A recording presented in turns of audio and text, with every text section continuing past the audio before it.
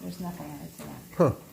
All right, so you just grate the cheese, throw it in there. Yeah, the grease comes out of it all by itself.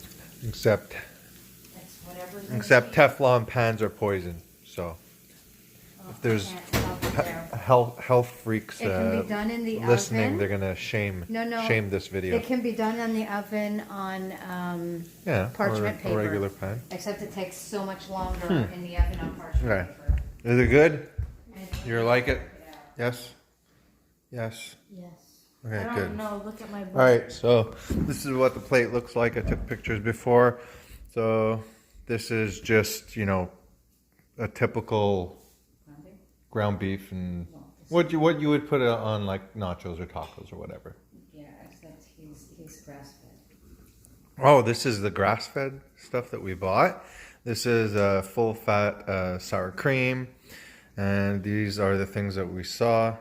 So they're really cute. They're made to look like little nacho chips, but it's actually just cheese, pure cheese.